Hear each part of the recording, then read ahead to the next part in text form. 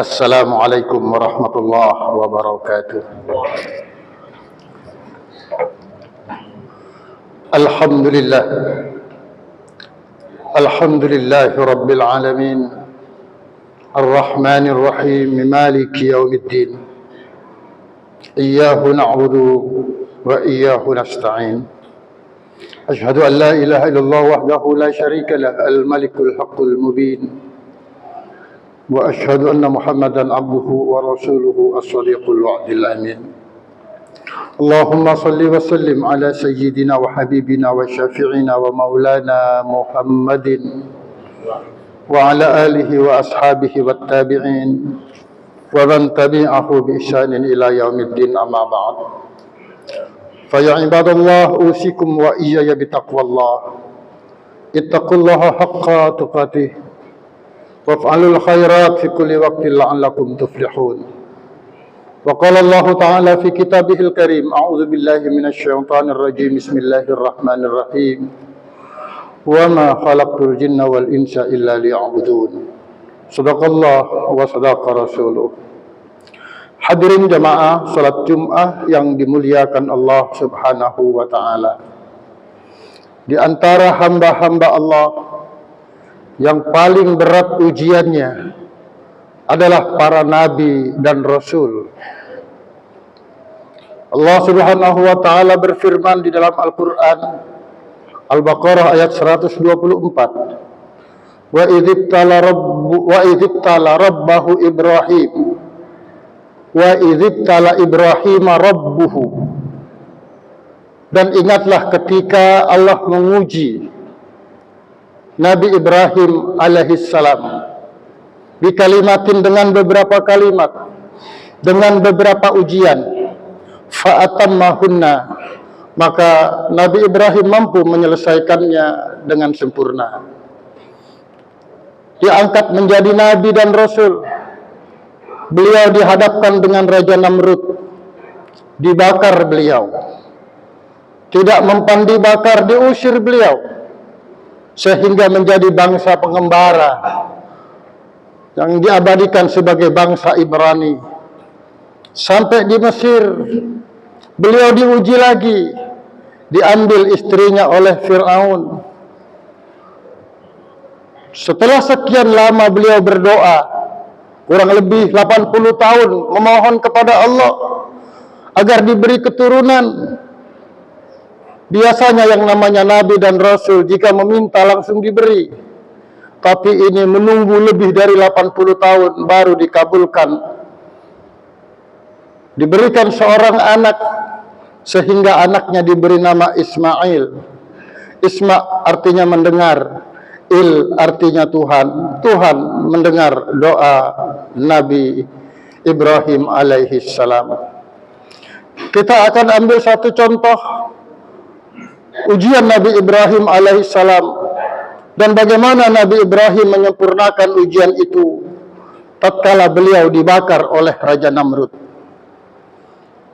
Kaki beliau dan seluruh tubuh, tangan sudah diikat, tinggal dilemparkan ke dalam kobaran api yang begitu besar, 40 meter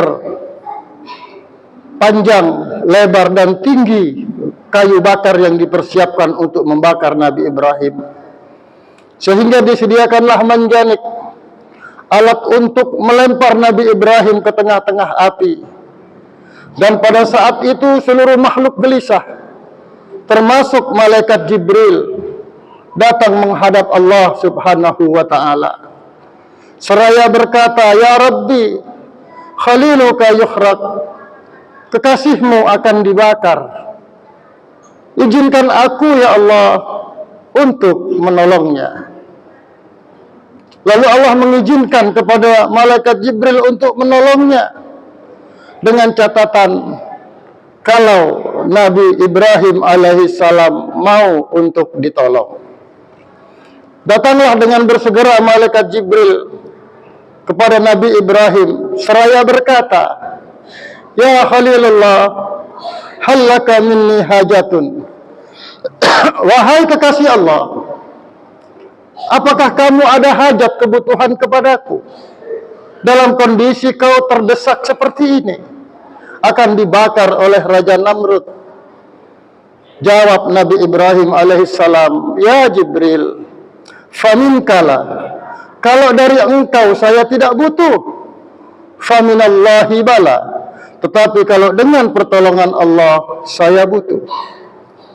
Lalu malaikat Jibril berkata kepada Nabi Ibrahim, "Fad'ullah, mintalah kepada Allah.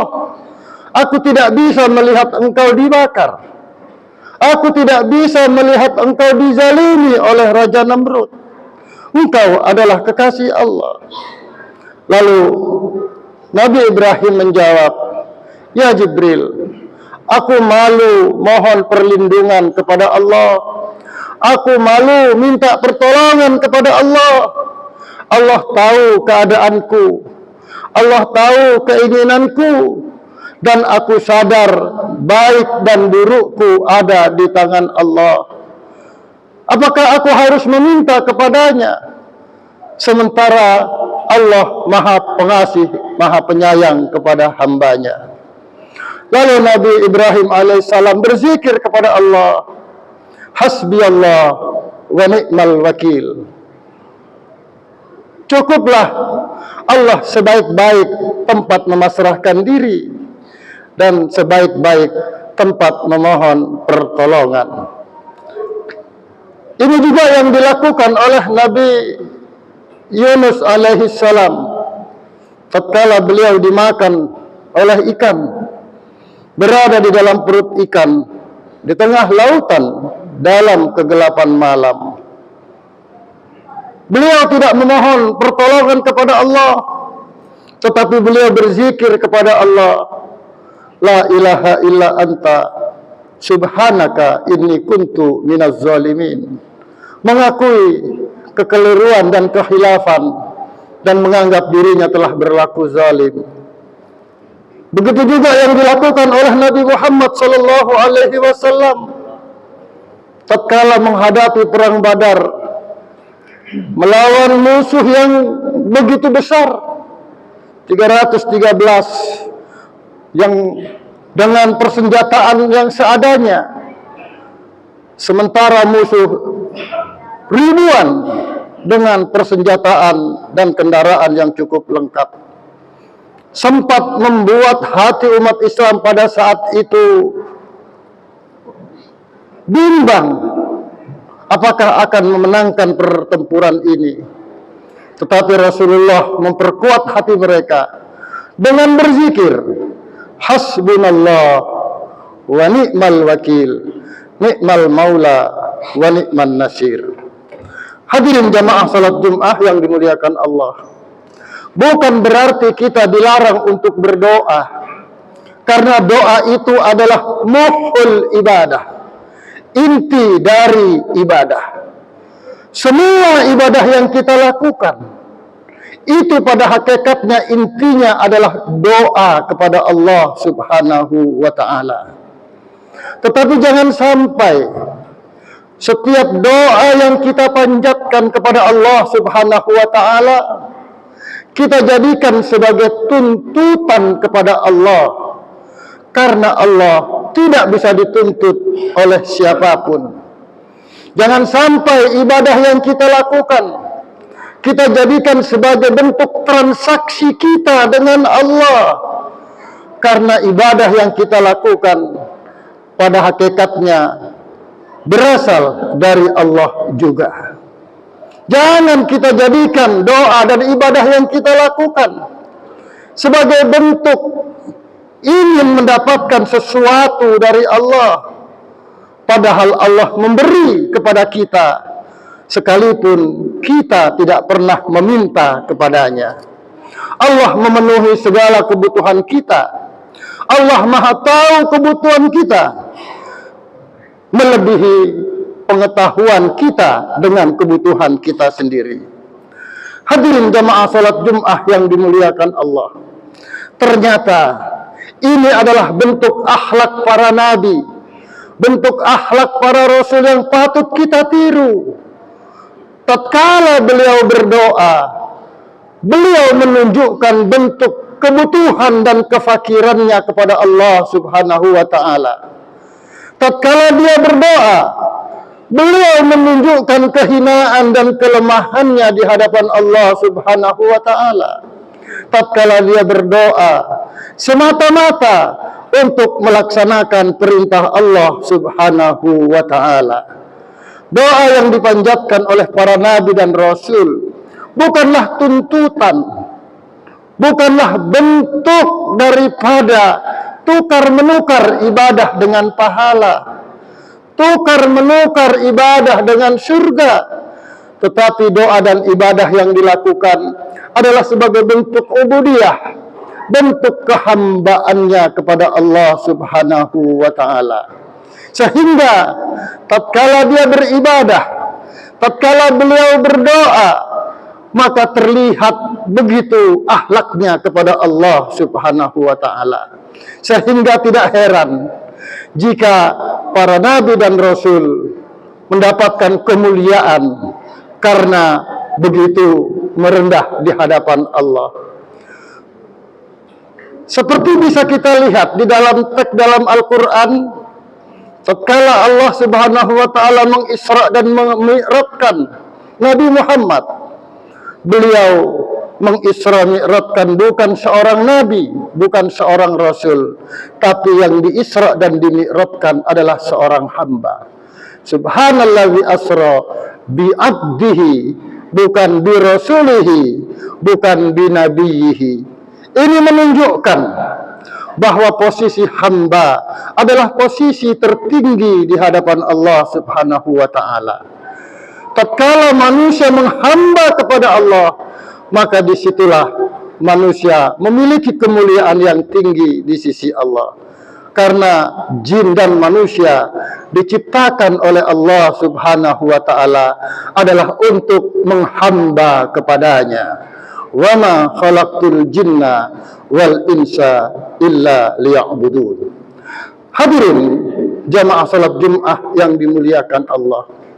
Oleh karena itu, tatkala kita berdoa kepada Allah, janganlah kita beranggapan Allah tidak memberi jika tidak diminta. Jangan pula punya anggapan Allah tidak tahu kebutuhan kita. Jangan pula punya anggapan Allah lalai terhadap keinginan kita. Allah tidak pernah lalai dengan para hambanya. Cuma hambanya saja yang tatkala beribadah kepada Allah Subhanahu wa ta'ala kurang berakhlak dan kurang beradab. Dia jadikan ibadahnya, dia jadikan doanya sebagai alat bertransaksi kepada Allah Subhanahu wa ta'ala, sebagai alat untuk tukar menukar dengan Allah. Ya Allah, inilah salatku, mana pahalanya? Inilah ibadahku, mana surganya? Padahal semua perbuatan manusia adalah berasal dari Allah. Wallahu khalaqakum wa ma ta'malun. Allah yang menciptakan kalian semua dan menciptakan amal perbuatan kalian semua. Manusia pada hakikatnya la haula wala quwwata illa billah. Kita bisa melakukan perbuatan apapun, yang namanya ibadah sekalipun, itu berasal dari pertolongan Allah, dari inayah Allah, dari kehendak Allah. Oleh karena itu kita kembalikan semuanya kepada Allah, kita pasrahkan diri kita kepada Allah, dan jika itu kita lakukan, maka Allah akan memberikan yang terbaik buat kita, bukan yang terbaik menurut kita. Terbaik menurut kita karena dikuasai, dikendalikan oleh hawa nafsu. Tetapi kalau terbaik menurut Allah, pasti baik untuk kita dunia dan akhirat. Marilah lebih berakhlak dan lebih beradab tatkala kita beribadah kepada Allah Subhanahu wa taala. Insyaallah sekecil apapun ibadah yang dilakukan dengan adab dan akhlak, tatkala diterima di sisi Allah akan besar nilainya di hadapan Allah Subhanahu wa taala. Barakallahu li wa lakum fil Qur'anil azim wa nafa'ani wa iyyakum bima fihi minal ayati wa dzikril hakim wa taqabbala minni wa minkum tilawatahu innahu huwas samiul alim. Aqulu qouli hadza wastaghfirullah li wa lakum wa li syairil muslimin wal muslimat wal mu'minin wal mu'minat fastaghfiruhu innahu huwal ghafurur rahim.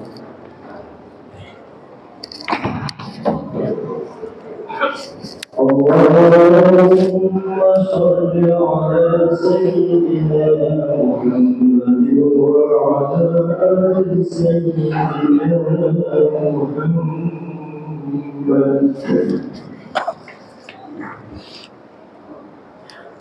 Alhamdulillah hamdan katsiran kama amar.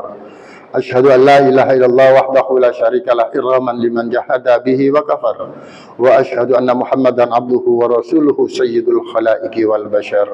Allahumma salli wa sallim ala sayyidina Muhammadinil muhtar wa alihil athhar wa ashabihil ahyar amma ba'd. Fa ya ibadallah usikum wa iyaya bitaqwallah. Ittaqullaha haqqa tuqatih wa la tamutunna illa wa antum muslimun. Wa anna Allah amarakum ba'da bi nafsihi wa sanna bi malakum sabbihati bi qudsihi wa salasa bikum ayyuhal mu'minun wa qala azza min qa'il a'udzu billahi minasy syaithanir rajim bismillahir rahmanir rahim innallaha wa malaikatahu yusholluna 'alan nabi ya ayyuhalladzina amanu shallu 'alaihi wa sallimu taslima. Allahumma shalli 'ala Muhammad wa ala ali Muhammad kama shallaita ala Ibrahim wa ala ali Ibrahim wa barik ala Muhammad wa ala ali Muhammad kama barakta ala Ibrahim wa ala ali Ibrahim fil alamin innaka Hamidum Majid. Wardallahu ala arba'ati khulafa'ir rasyidin Abi Bakr Siddiq wa Umar wa Utsman wa Ali wa ala baqiyati sahabati Rasulillah ajma'in wat tabi'in wat tabi'it tabi'in wa alaina ma'ahum birahmatika ya arhamar rahimin. Allahumma ighfir lil muslimin wal muslimat wal mu'minin wal mu'minat al ahya'i minhum wal amwat. Allahumma ansur man nasara dina Muhammad. Rabbana ighfir lana wa li walidina wa li ikhwanina alladhina sabaquna bil iman wa la taj'al fi qulubina ghillan lil ladzina amanu rabbana innaka ra'ufur rahim. Ibadallah, inna Allaha ya'murukum bil 'adli wal ihsan wa ita'i dzil qurba wa yanha 'anil fahsya'i wal munkari wal baghi ya'idzukum la'allakum tadhakkarun.